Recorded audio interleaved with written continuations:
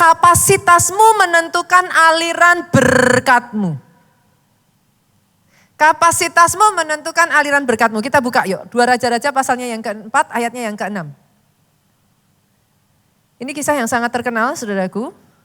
Ketika bejana-bejana itu penuh, berkatalah perempuan itu kepada anaknya, dekatkanlah kepadaku sebuah bejana lagi, tetapi jawabnya kepada ibunya, tidak ada lagi bejana. Lalu berhentilah minyak itu mengalir. Perhatikan ke depan, saudaraku. Berapa banyak dari saudara yang setuju dengan saya bahwa minyak itu tidak berhenti karena Tuhan kekurangan berkat? Kalau gitu kenapa minyak itu berhenti? Tidak ada lagi bejana. Yang saya tahu, Tuhanmu tidak kurang berkatnya. Saya tambah lagi boleh? Tuhanmu tidak kurang cara untuk memberkati engkau. Saya tambah lagi supaya semakin seru. Tuhan yang saudara dan saya kenal bukan Tuhan yang pelit. Dia Tuhan yang memberikan anaknya yang tunggal kepada saudara dan saya. Dia bukan Tuhan yang pelit. Tapi seberapa bejananya menentukan apakah akan mengalir terus minyaknya. Oke? Kapasitas. Kalau sudah tidak ada lagi kapasitas, minyak tidak akan bisa mengalir. Saya kasih perumpamaan yang simpel aja boleh Bapak Ibu. Kalau nanti saudara keluar dari tempat ini, let's say hujan, deras. Saya tanya nih, menurut saudara hujan deras berarti airnya banyak enggak? Bisa enggak air yang banyak itu saudara bawa pulang? Ada yang gini? Bisa enggak? Ada yang gini? Yang bilang bisa gimana Bu? Bawa botol, pakai tangan, seberapa saudara bisa bawa air hujan itu pulang? Let's say saya ganti deh, ini semua enggak tertarik kalau air hujan. Saya ganti hujan emas. Ini tiba-tiba, Kalau saudara keluar and then hujan emas. Oke, emas sekarang 1 kilo, 1,5 M. Tertarik saudara? Mulai tertarik, oke. Seberapa kira-kira hujannya deres nih, hujan emasnya deres. Saudara bisa bawa pulang enggak? Oh, mulai hidup kan saudara kalau hujan emas? Bisa dibawa pulang? Oke. Seberapa saudara bisa bawa pulang? Sebanyak-banyaknya.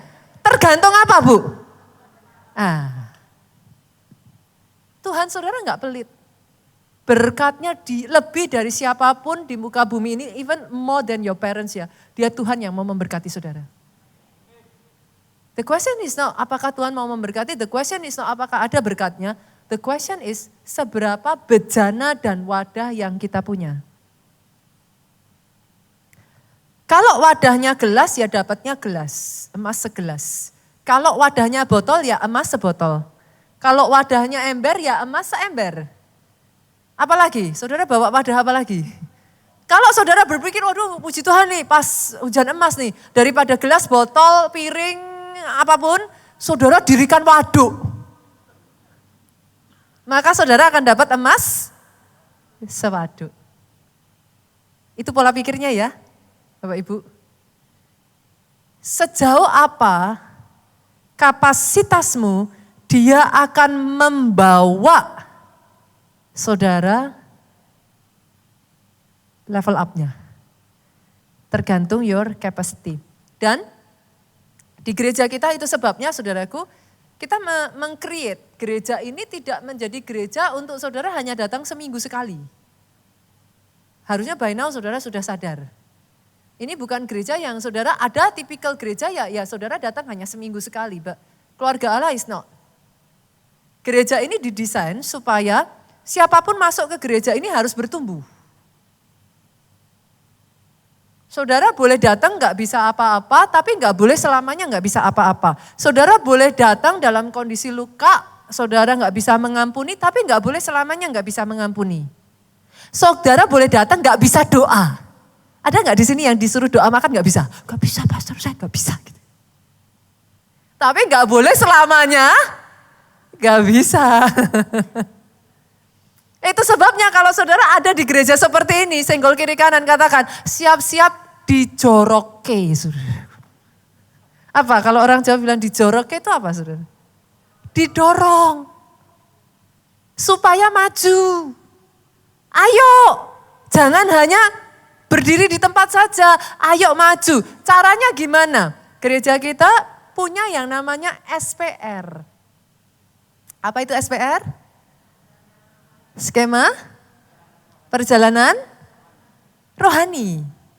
Disuruh apa pastor? Ada satu-satu nanti saudaraku, salah satunya encounter. Encounter akan membantu saudara kalau katakan yang namanya kita manusia, ada nggak di sini yang nggak pernah sakit hati, angkat tangan? Ada nggak di sini yang nggak pernah kecewa, angkat tangan? Berarti semuanya pernah sakit hati? Pernah kecewa? Lihat kiri kanan dong, sesama kecewa dan sakit hati dilarang saling mendahului. Semua sama kan? Nah, tapi bagaimana saudara berkemenangan?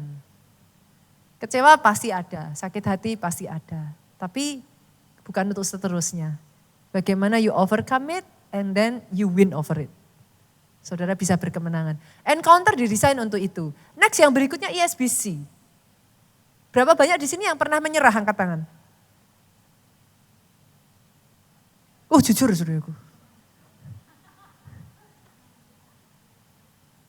ISBC didesain supaya dalam menghadapi masalah-masalah di dalam kehidupan, we do not give up. Ayo jangan menyerah. Intinya saudaraku, this is a church where saudara ini diajak yuk sama-sama bertumbuh.